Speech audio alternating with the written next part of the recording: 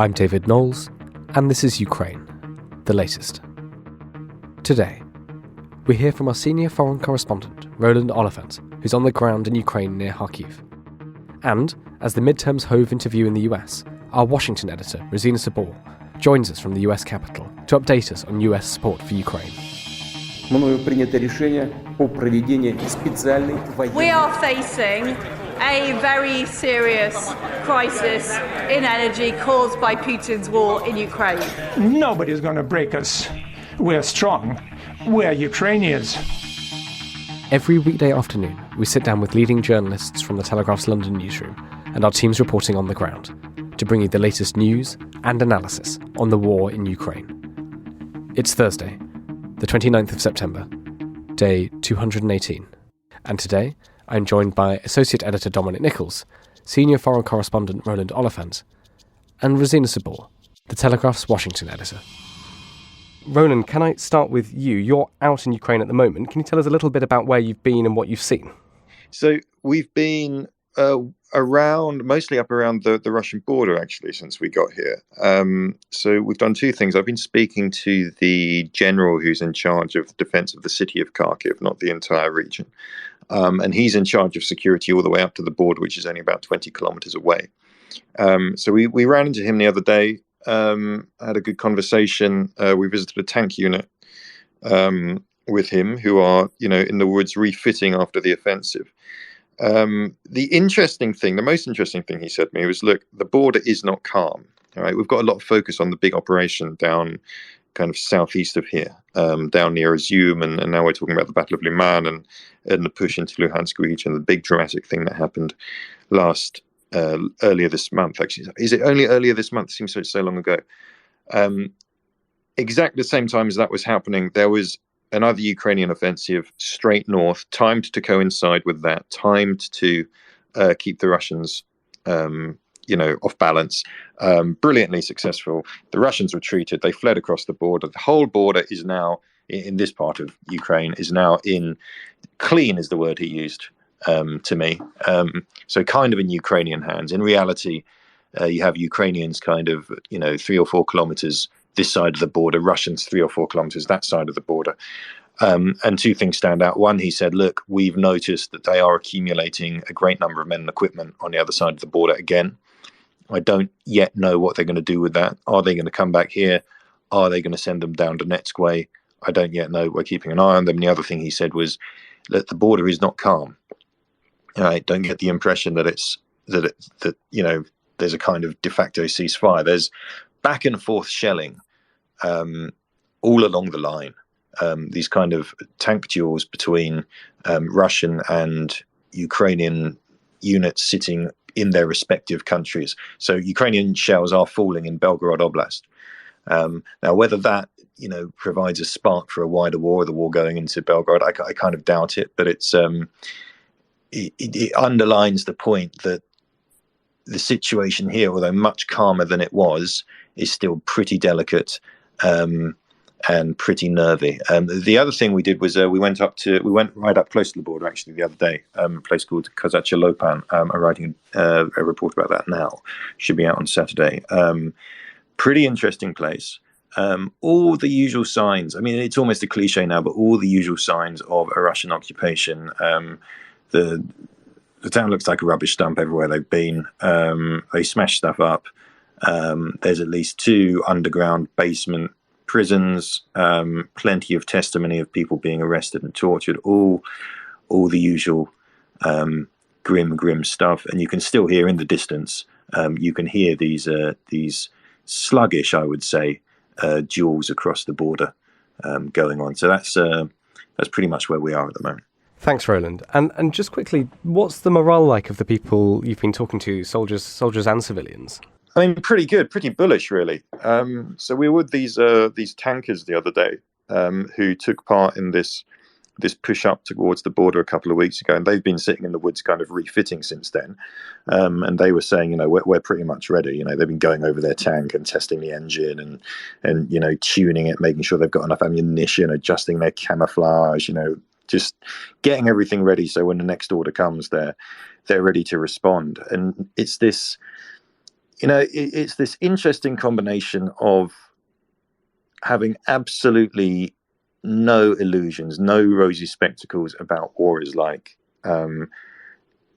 quite well aware of how short your life expectancy is, especially in a tank. I mean, the guy who runs this thing, the commander, he said to me, I don't want to do down the infantry. I know perfectly well they have their own troubles, but this is basically the most dangerous job in this war, because a tank it's the target everybody's looking for. The moment you're spotted, everything's put on you. You've got maybe we would get off 10 rounds before we'd have to reposition in a battle. Incredibly dangerous. Everything's being thrown at you. He talks about, having to shelter under the tank under intense bombardments. There's always a risk of landmines. And yet, big smiles on their faces, always able to crack a joke, a lot of faith in his crew. He was saying, I've got the best crew around. Optimism on the whole, it's still there. The Ukrainians have taken a really, really horrible battering, and the people who've been in combat, have seen the most awful, horrendous things.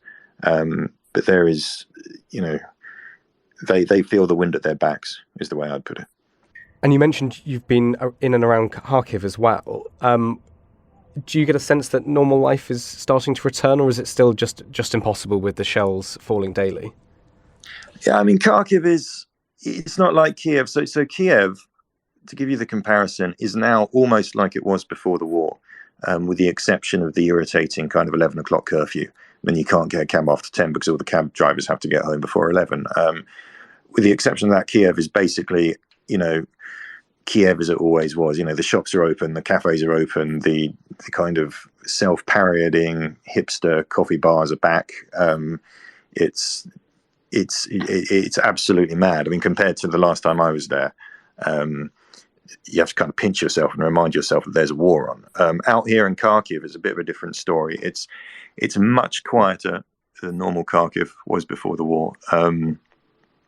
There's fewer people on the street. It's just less crowded because a lot of people have fled. I mean, I don't know what the proportions are, but I'd say this is a city with less than half of its people around, which in a way is kind of pleasant, really, because, there's less pollution and less noise, and you can walk through the Botanic Gardens, and it's all rather nice. Lots of shell damage, lots of boarded up windows where windows have been blasted out. The grand old regional administration building on the square. If you remember that video from early in the war where the cruise missile hit it, it's still gutted, but there's a crane over it today, and I could see workmen on the roof, kind of doing stuff. So Kharkiv still feels very much like a city in a war zone, but it's much quieter. You can't hear the relentless pounding on the edge of the city that you used to hear here. I mean, you used to literally kind of hear the Grad rockets coming in. A mile, 2 miles away, sometimes things would land much closer. That's not happening, but, cruise missile strikes. So last night before last, 8, 9 o'clock, I was sitting having my dinner, and there were kind of 2 or 3 big blasts, very big blasts, kind of window shaking big blasts. And then suddenly the lights went out. They came on again quickly because my hotel's got generators, but basically they'd hit an electricity substation, and they'd hit the railway as well. So more of these strikes on infrastructure, and we've seen this before, and that's kind of picking up deliberately to make life more difficult. I think most until kind of yesterday evening, the center of the city was still without power. So that kind of thing is still going on. Hi, Roland. It's Dom here. Great to hear from you, mate. I hope you don't mind me jumping in with a couple of questions. Before I do, I just want to say, so you're with Julian, aren't you? Folks don't always get to see the photographers that accompany our journalists out on the ground. Julian Simmons is with you now. We've got a small team of photographers, as we have with reporters, and they've been out there every single day as well. Sometimes get a picture byline themselves, but not often. They're more often the person behind the lens than ever in front of it. But very important to note that the photographer's taken the same risks you are, and obviously arguably with a much narrower field of view because they're looking through a lens. But so Julian, hello, if you can hear me, and I just want to say that Julian, you've been nominated along with 2 other Telegraph photographers, the Groover, Paul Grover, and Simon Townsley, nominated for Best Photographer in this year's Media Freedom Awards from the Society of Editors. So if you don't already know, you've been shortlisted, mate. 9th of November. Hopefully you'll be buying the beers. But really, really well done, and love to highlight your work and all the work of all the photographers across all the media organisations helping to cover this war. But Roland, back to you, if I may. One of the questions we've been trying to answer in the last few days, or the last few weeks actually, since that big push from Ukraine in the north of the country, northeast from Kharkiv, that big push through to Kramatorsk, is how much further can they go? For the first few days, I was saying that it was up to them. The whole momentum and initiative was up to them, and they could stop where the geography lent itself, or where they were safest stopping without overextending themselves. I just wonder if you had a feel for how exhausted the Ukrainian army is in that region. So are they consolidating the positions they've gained, or are they are you detecting any signs that they're ready to go again? They've reconstituted, they've rested, they've recuperated, they've fixed their people and their equipment, and are ready to go again. So do you have a feel for how battle ready they are for another possible push? I mean, the first caveat is obviously I haven't been way out at the front, with the guys embedded with a unit. So it's kind of impressions at 20 kilometers removed. But I mean, my impression is that they're kind of still making the pace, aren't they? I mean, they seem to have built up this bridgehead on the other bank of the Oskil.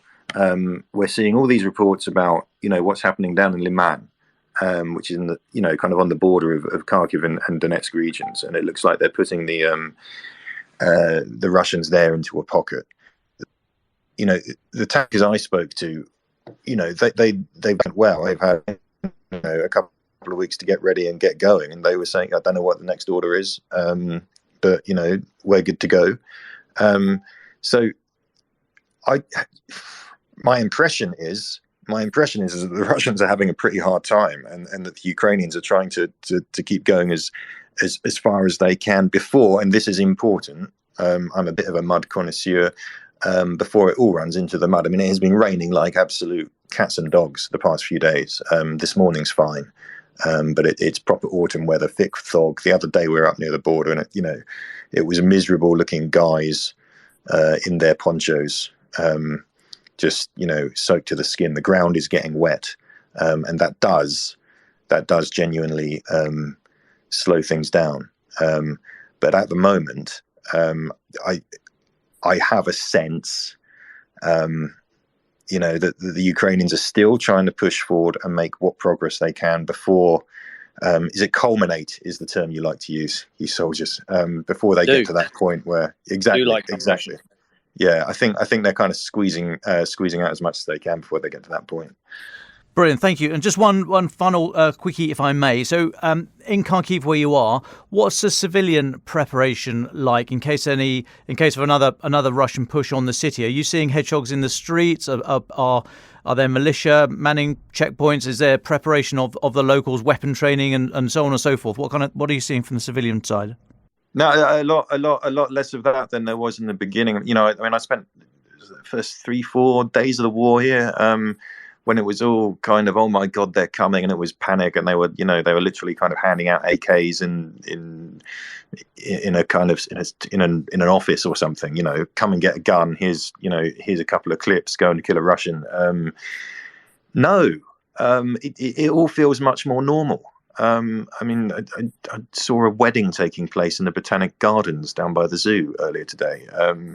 People are walking around. I mean, the soldiers are doing their soldierly stuff. It's quite normal to see kind of, guys in the shops with their AK slung over their shoulder. But the sense of impending doom, and of this city getting ready to fight has dissipated. There's much more kind of confidence and sense of security here, I think, which comes with the fact, that's now Kharkiv is basically out of artillery range. It's not out of cruise missile range, as I discovered the other night. But the front lines are now quite away from the city. and you can kind of feel that in the kind of calmness of the place. Right, I said I had one more, but obviously I was lying. Not culminated yet. Just very, and I said very quickly before as well. Apologies, I'm saying very quickly again. So we are expecting, I'm going to talk about it a little bit later, expecting an announcement in Moscow tomorrow about that Putin's going to say, we won the referendums, and the four oblasts are coming back to Russia, or however he's going to word it. Really doesn't matter. What my question to you, Roland, is how big a deal is this? I.e., if the four regions, Kherson, Zaporizhia, Luhansk and Donetsk, Russia say, right, they're ours now, is that a hostage to fortune? Is Putin then unable to climb down from that in any possible future negotiations? Has he absolutely set his stall out and he's done if he has to try and negotiate over those? Or does it not actually matter? We know there were sham referendums. We know, he doesn't even control all of each of those regions. So how much of this is just ridiculous, and how much of it is actually very, very serious because he's then a hostage to his own fortune? It's a difficult question to answer because I feel like he was already a hostage to fortune. And I feel like if he lost this war, even without that, he's already done. But it is. I think there's a degree of symbolism of kind of nailing your colours to the mast. Don't think I'm backing down here. I am annexing these territories. And he's effectively unable to. I believe. Check this actually. Do check this. I'm just trying to check it at the moment, but I believe there's an amendment to the Russian constitution which says you can't give up Russian territory once it's been acquired. So he's kind of saying, don't think I'm going to trade any of this for peace. Fine. I didn't think you would anyway, to be honest. It's a bit weird because I've got a lot of deja vu, right? Anyone who remembers, 2014, was it in March 2014? A huge gathering in the Kremlin, all of the great and the good and the not so good and the downright evil and ugly of the Russian establishment gathered in one room to watch Vladimir Putin, sign the annexation order for Crimea and Sevastopol. And then gave this enormous ranting speech about, historic justice and the West tried to do us down and all the stuff you're used to hearing from him. That felt at the time. It was a historic moment, and it was a genuine moment of triumph for him and for his, kind of aggressive regime in Russia, because I can't think of a shorter and more victorious war than the Russian annexation of Crimea. It took about 3 weeks. I think they lost one soldier, and you got back something that a lot of Russians are rightly or wrongly very emotionally attached to, and you ended up with a huge bounce in his popularity. To Brits, I'd compare that with the Falklands War, right? There is almost no Briton who would say that Thatcher was wrong to fight that war and to win it, and there was the Falklands factor, saved her political career, all of that. Basically, he got that without actually having to fight, and he presented the world with a fait accompli. But this time, it's like, well, you're trying to present a fait accompli, but you haven't accomplished anything. Your short victorious war is extremely long and extremely unvictorious. What are you trying to achieve? I feel like the objective is, I think it's to scare people. We talked about that nuclear pathway that's laid out. Okay, this is now Russian territory. If you attack it, I'm justified in using nuclear weapons to defend the integrity of the Russian Federation. I think the idea is to, laying out very crudely, scare Washington and Ukraine's Western allies into pressing Ukraine into a ceasefire while talks can take place. A ceasefire becomes permanent, de facto kind of line. The world kind of breathes a sigh of relief and goes, well, okay, it's, Cyprus, the Korean Peninsula, people have lived with these things for years, fine, we'll get on with it. And then he's kind of secured something. He can quieten down the war, he can claim victory at home, and then, he can rearm and come back and do it properly in a few years. I think that's probably the play. But, and I'm kind of, once again, I don't have a crystal ball that puts me inside Vladimir Putin's head. Well, thank you very much for that, Roland, and thank you, Dom, for those questions. Roland, at the end of that, you mentioned some of the thinking in Washington. Let's go live to Washington, to our Washington editor, Rozina Sabur.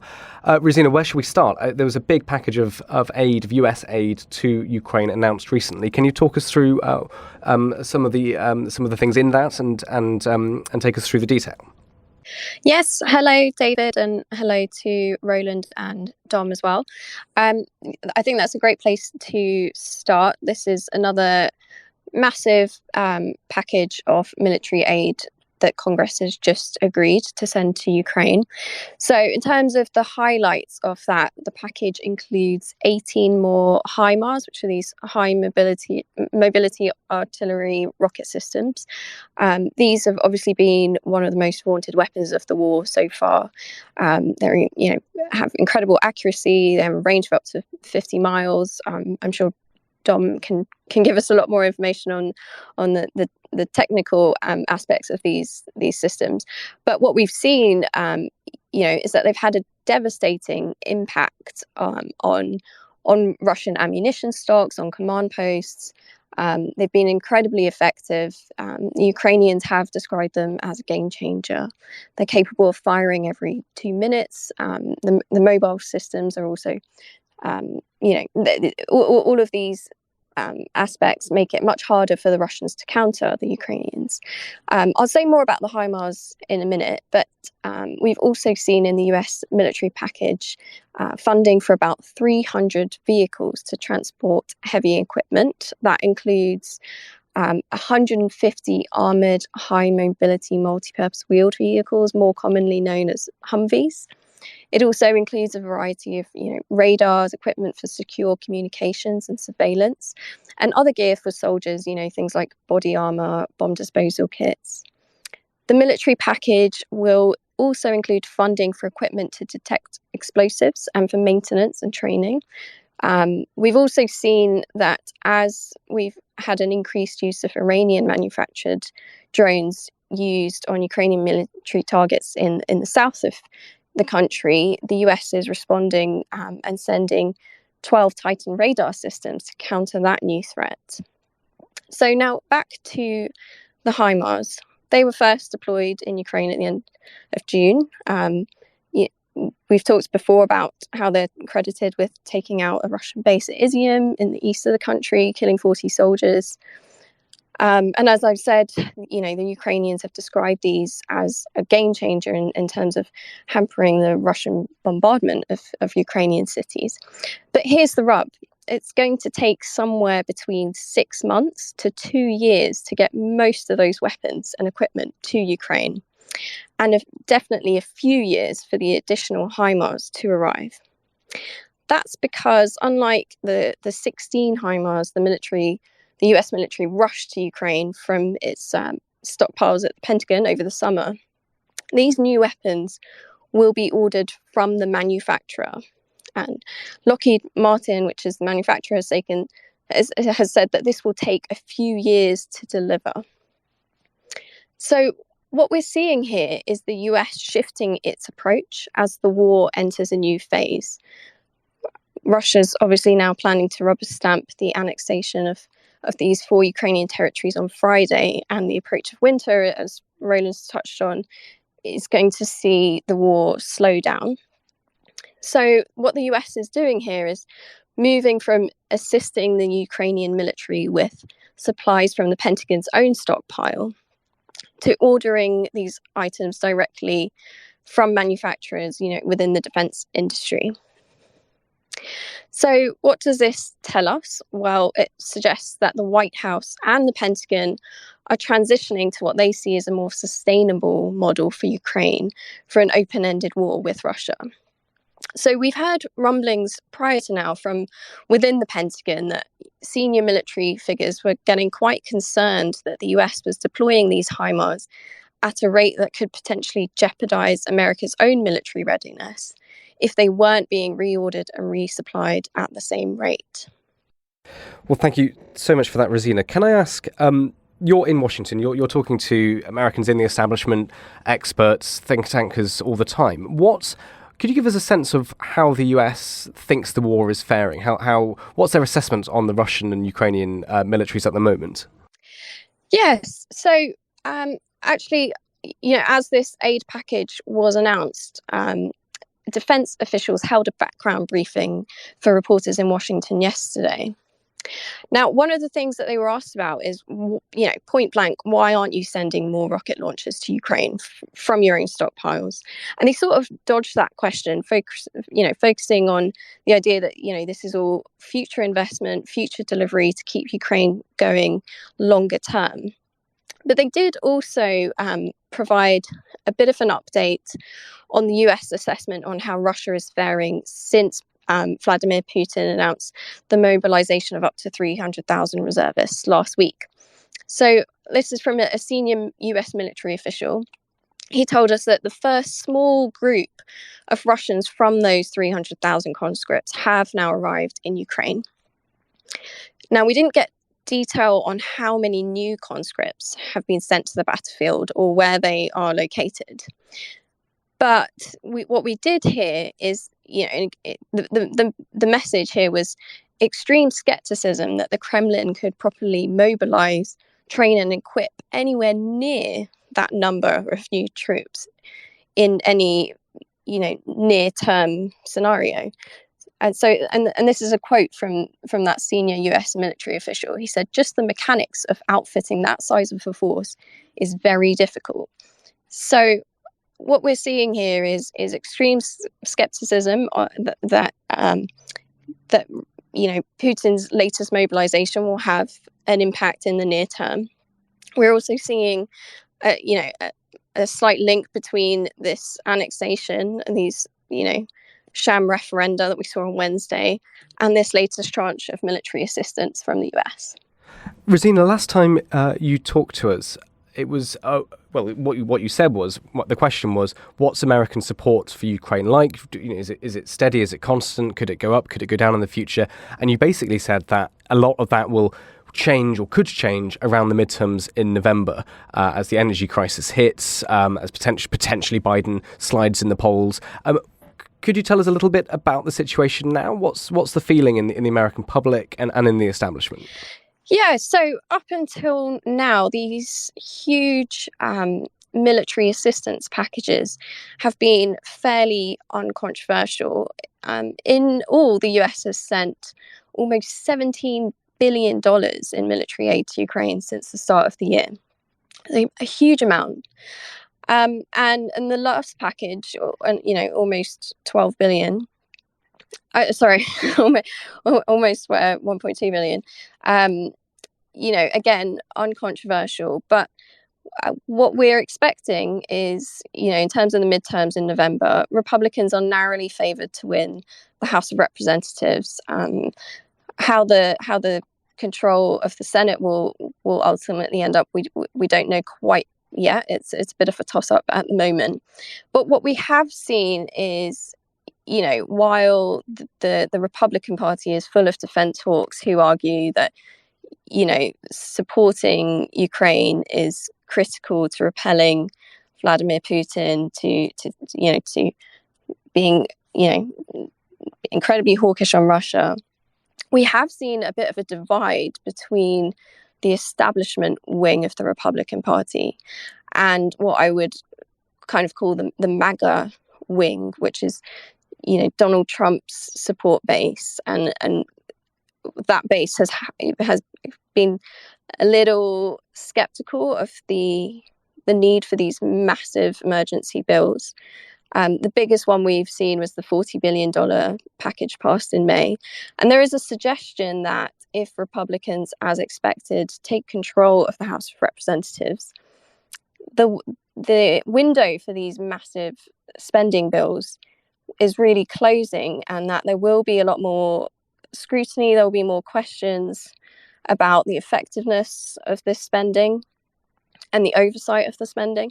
So there is a feeling that the window for these huge packages of aid is closing. Now, of course, that doesn't mean that the US will stop supporting Ukraine. Of course not. But, these huge bills that have had broad support. Will that continue? That sort of remains an open question. Well, thank you very much for that, Rozina. Roland and Dom, you've been listening. Do you have any questions for Rozina? I've got one. Where are the tanks? Why won't they give any tanks? I might defer to Dom on that question, but what we've seen is the US has been very selective in the type of equipment that it's willing to offer. There's definitely more of a willingness to offer, these rocket launchers and defensive systems. It's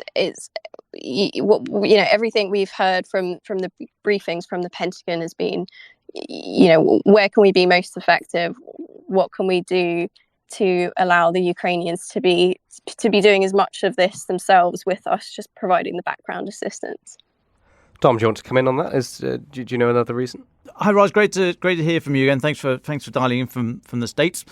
The simple answer is no. I don't know for sure. People I spoke to have posited a number of ideas, but there is no real consensus, other than presentationally, how would it play in Russia? Or it'd be a very easy sell for Putin to show images of Abrams tanks, US supplied tanks, in direct contact with his forces in Ukraine. Now, we are dancing on the head of a pin here, but this is exactly what Russia does and what Putin does in terms of the way he uses information or misinformation. So yes, to you and I, there's not a lot of difference between an American HIMARS system killing Russian soldiers, an American supplied NASAMS, National Advanced Surface Area Missile, one of the greatest short and medium range ground to air missile systems in the world, killing Russian planes and pilots. There's no real difference there,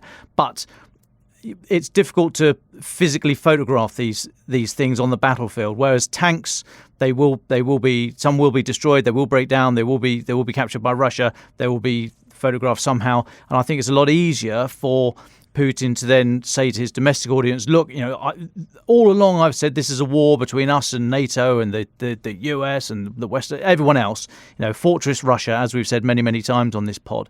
And it's a lot easier to make that argument or to bolster that argument with yet more evidence from the front line of American M1 Abrams tanks in direct contact, firing at Russians. So that seems to be the sort of the best of a bunch of reasons that I've been offered on why America's not supplied tanks.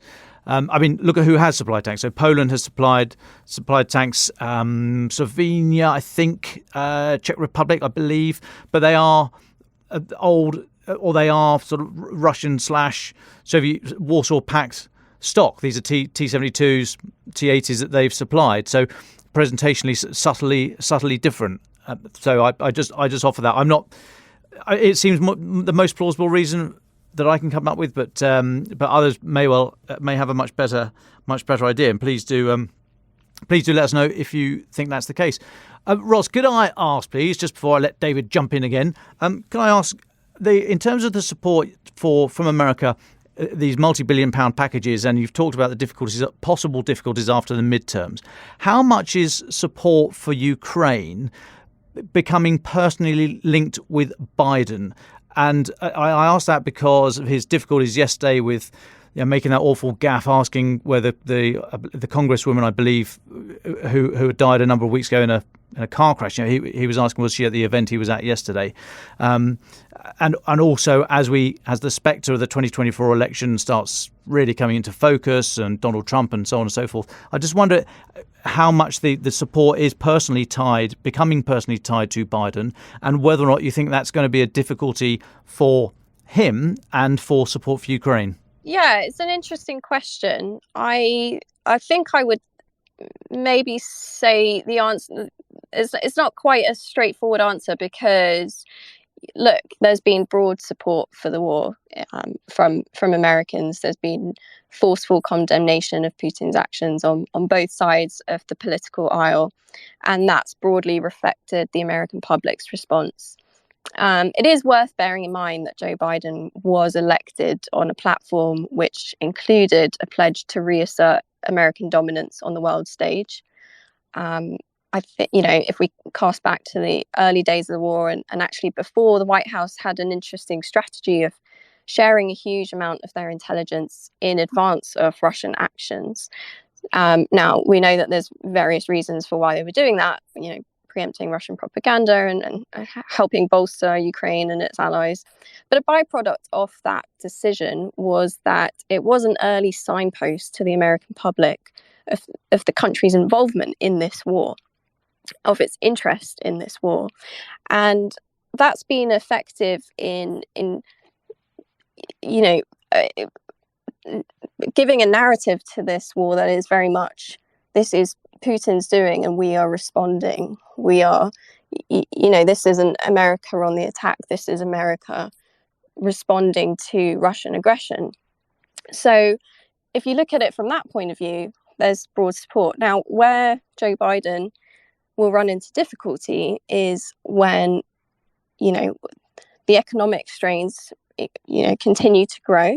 We head into the winter and Americans are seeing their food prices rise, the cost of petrol rise. Joe Biden has done an incredibly good job of lowering the cost of petrol for a very long run of days, but we have seen it creep back up slightly in the last week or so. So in terms of, do Americans support the war? Yes. Will they continue to accept these huge military packages when they're struggling to get by? That remains to be seen. I would suggest maybe no. And we've, seen from this MAGA wing of the Republican Party that there are already questions being raised by Republican lawmakers as to the wisdom of having huge packages just rubber stamped by Congress without more scrutiny and oversight. So we've got people like Matt Gaetz, who's a Republican congressman in Florida, a very close ally to Donald Trump. And he tweeted recently, he said, breaking, Congress has agreed on a bill to fund the government. Unfortunately, it's the government of Ukraine. So that's the kind of rhetoric we've seen from some factions of the Republican Party. And I do think we will see more of that as, the economic constraints and the cost of living come to bite for the average American. Thank you. One more for me, if I may, and apologies if this is a bit of a curveball. It's only very tangentially related to Ukraine.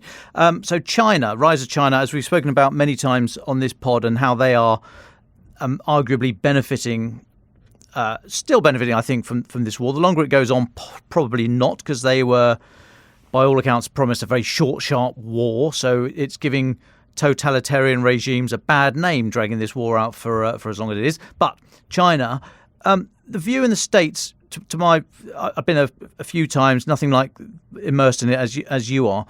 The view seems to be a very split, kind of East Coast, West Coast. West Coast tech loves China. It's a great market, great opportunities. We need to get closer. We need to embed technology with China, et cetera, et cetera. East Coast is kind of much cooler and see it much more through the security lens. I just wonder if you had a view on if that was a fair characterization of how China is seen in the States and which side has the ascendancy, if either, at the moment. Thanks. So the view in Washington is very much that there needs to be less dependence on China. Congress recently passed what's known as the CHIPS bill. So the idea of increasing US manufacturing of these microchips and semiconductors, and just decreasing US reliance on China for the production of advanced technology. I think that's a view that's shared East Coast to West Coast, to be honest. I don't know that there is a uniform approach to China at the moment, but what we have seen with the war in Ukraine, some Republicans have argued, Russia's a bit of a distraction. We should be actually focusing on China. And the response by and large from Congress has been, Russia is kind of, China's number two, junior partner in terms of, or number two in terms of, US foreign adversaries. So defeating Russia in Ukraine will have an impact on China too. And, obviously China is watching how the US supports Ukraine, and that has implications for how it approaches Taiwan. And I think I talked last time that was on the podcast about, Joe Biden's philosophy in all of this, which is democracies are facing an existential crisis at the moment, and it is incumbent upon the US to reassert itself on the world stage, to stand up and defend democratic countries across the globe. So that's a bit of a long-winded answer. No, that's great. Thanks, Rozina. Just one. Is there anything you haven't spoken about that you think would be important for our listeners to hear about the situation and views in the US? I think we've covered quite a lot. I think it's very interesting that the US continues to provide very regular updates and assessments in these background briefings on how it sees the situation. As I've kind of touched on, it is interesting that the US is now shifting away from, let's get these systems, let's get these HIMARS, let's get all of this equipment to Ukraine immediately, to actually let's start ordering them from Lockheed Martin instead, trying to quell concerns from within the Pentagon that the US might be burning through its own stocks too quickly. And also the idea that, maybe if we give too many of these systems to Ukraine too quickly, that they will burn through, ammunition and all the rest of it. So it's an interesting shift from the US. And I think we just need to watch what comes next after November. Well, thank you very much, Rozina, Roland and Dom. We've obviously done this podcast slightly differently since we've been blessed with Roland calling in from northeastern Ukraine and Rozina calling in from Washington. There are a few developments on the battlefield we do need to talk about. Dom Nicholls, can you take us through them? Yes, just quickly. So around in the northeast area, around the town of Liman, which we've spoken about for the last few days. So this is the sort of last big position Russia are holding before they would need to tumble back or move back to make a bold move back towards the Lysychansk-Severodonetsk area. Now, Liman it's not entirely circled, or that's not what we've been, no reliable sources saying that yet, but there are Ukrainian forces to the north, the east, the south, and the kind of southwest. So there's just this thin corridor out to the northeast. Russian military bloggers, who we've said in the past, actually, because of their outrage at how this war is being prosecuted from their point of view, that it's going so poorly, they are actually in many ways a credible source of information. They are saying a lot of stuff that we don't get through our official channels, and a lot of it turns out to be quite accurate. They are increasingly concerned about Liman. It says Ukraine is now, as I said, from that sort of that pocket from southwest, southwest, north, and to the northeast. They're only leaving one road out for resupply or withdrawal. And there have been other reports saying that Ukraine's on the outskirts of the town of Torsk, which is about 5 km to the east. That doesn't necessarily mean that they've closed that pocket, but if they're in the area, then the option for Russia to withdraw its forces, the time frame is just collapsing there, so they don't seem able to hold onto the town, but their options for getting out in good order are getting increasingly slim. So we've been watching that for the last few days. As I say, if they pull out of there, the way that the ground lends itself, they would then need to make a fairly bold move about 30 k's to the east around Kreminna, Sloviansk, Kramatorsk, that kind of area, back to the river. And so that would be a major reversal. Not major in terms of the advance that Ukraine made 3 weeks ago, but it would be significant, mostly because that would then start eating into the Luhansk Oblast. So Russia being able to claim, Putin claiming that he controls the whole of the region, the Oblast, is not correct now anyway, but it would be even less so, and less, he'll be less able to maintain that fiction if there was a bold move back. Separately, today's UK Defence Intelligence message just made the point that there are now more Russians have fled the country since Putin's mobilization announcement last week than invaded on February the 24th, or in the current phase of the Russian assault on Ukraine, which started in 2014, of course. So we estimated about 190,000 invaded on February the 24th. UK Defence Intelligence saying that a comparable number have now exited the country, which is obviously hugely significant. And finally, in relation to the Nord Stream 1 and 2, the pipeline attacks, I don't think we have to put attacks in Joe's famous bunny ear commas anymore. I think it's now widely accepted it was sabotage. Even Russia are now saying it's a terrorist act. And in one of those moments that is, even a stopped clock will tell the correct time twice a day, Dmitry Peskov, the Kremlin spokesman, said, quote, "It's very difficult to imagine that such a terrorist act could happen without the involvement of a state." Yes, Dmitry, I completely agree. He's called for an urgent investigation. Again, completely agree there. I mean, you pay your money, you take your choice. Many commentators, most sensible commentators, I would suggest, are saying that it looks like this was a Russian act to destroy these pipes. For what reason? We can speculate. We had a quick chat yesterday. We can do this again at length, as I'm sure it's going to come back. Was it to try and get some sort of sanctions relief in order to work on those pipelines again? Yeah, etc. We're not quite sure, but I think most people would agree that this was carried out by Russia. Yes, a fourth, if I didn't mention before, Swedish Coast Guard said today that actually they're now assessing that there were 4 blasts, not 3, on those 2 pipelines. Well, thank you very much for that, Dom. Just before we go to our final thoughts for today, Dom, we've got a question for you from Ivan in Canberra, Australia. And I think it ties together quite a lot of... We've spoken a lot with Rozina today about the support that the US is giving Ukraine, the weapons and the ammunition, etc., being sent.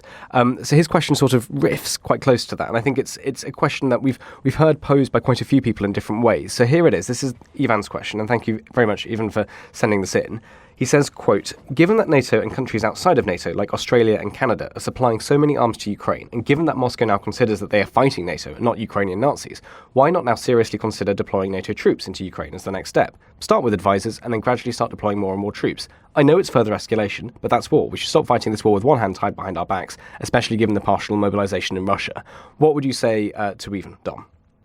Yeah, okay, well, Ivan, thank you very much for the question. I mean, I think the short answer is you hit the nail on the head there when you say it's an escalation. So anything that draws other actors in, especially NATO, into direct contact with Russia, so war, shooting at each other, is just a colossal step. I mean, there's no coming back from that. So I think there would be extreme reluctance still, even with all the provocation, extreme reluctance for anyone to commit to that. I mean, the amount of weapons that are now being supplied, which when we started talking about weapon supplies some months ago, the numbers now would have been, people would have just balked at months ago, whereas now it is always welcome. I mean, surprising, but when US says it's going to supply another 18 HIMARS systems, but it's within a framework.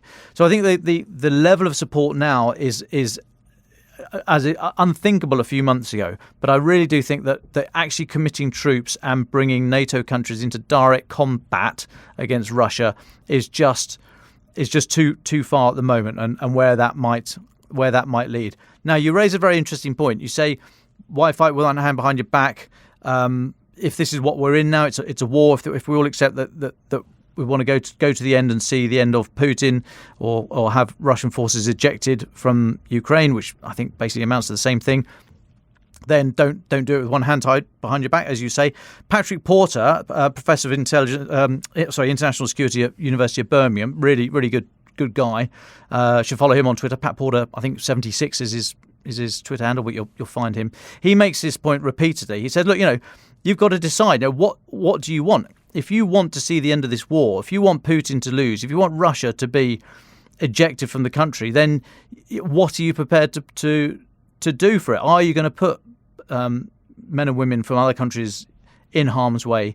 Are you going to go the distance by putting your taxes up to supply money, to supply arms to Ukraine. What are you going to do? You can't just sit there and wring your hands and say, oh, really bad, I really want Putin to lose, and do nothing about it. You're either in it or you're not. Now, he's not advocating. I shouldn't speak for him. I'm not speaking for him at all. And Pat, if you're listening, please do. We should get you on sometime. But he's not saying we should go in or we should not. He's just making the point that you can't just stumble from one week to the next with these sort of nefarious political ideas and a bit of a strategy here and a few thoughts there. You need to decide what your aim is and then go for it and resource it and commit wholeheartedly. Be that to either seeing the end of Russian forces in Ukraine, or, as someone suggested, we should have nothing to do with it whatsoever. And it's Ukraine's not a member of NATO. They should fight on their own. I don't subscribe to that idea, but these ideas are out there. But Pat Porter is very clear in saying you need to decide what you're in this for and how far you are prepared to go.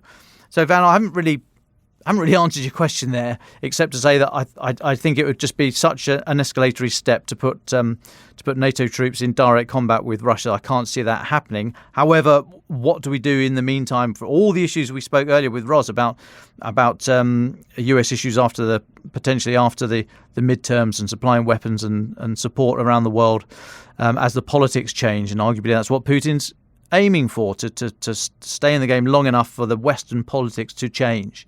So I think maybe I've half answered your question and half raised another one. But it's by no means a simple answer there. And thank you very much for raising a really important way of thinking about this war. But for more thoughts on that, go and have a look at Patrick Porter.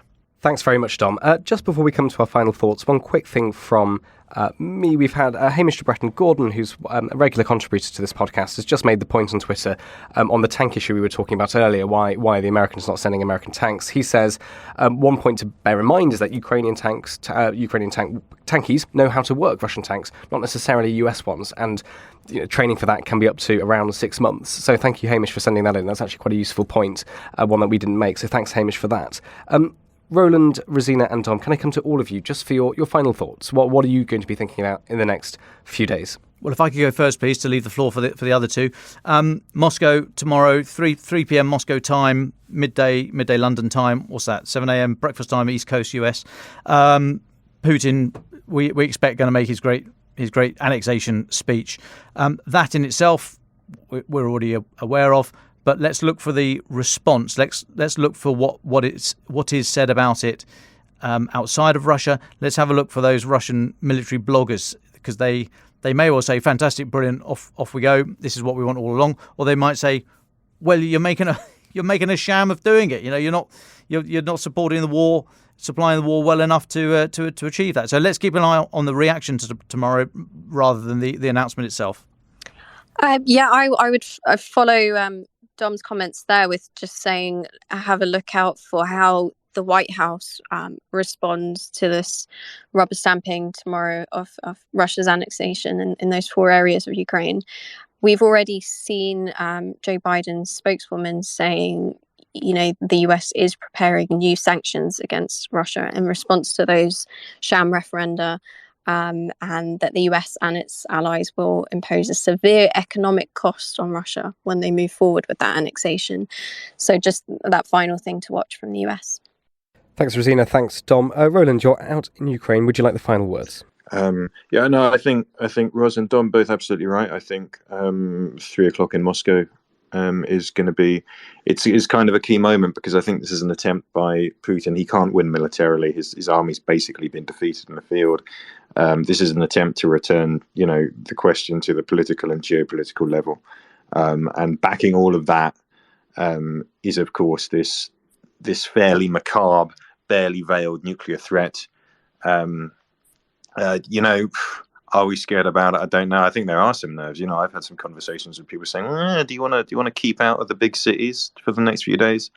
Will he go through with it? We don't know." So I think that is something to watch, and the fallout from that what a pun, unintentional, is something to watch. On a couple of other things on the more minuscule micro scale. I mean, what's happening in Liman It's got a lot of significance. If the Russians lose Liman, it is another setback for them. It's another embarrassment following the disaster in Kharkiv Oblast. But look, it's kind of even worse if the Ukrainians manage to close a pocket around it. If you end up with, I don't know how many Russian troops are there. So there's 1,000 Russian troops. I don't know.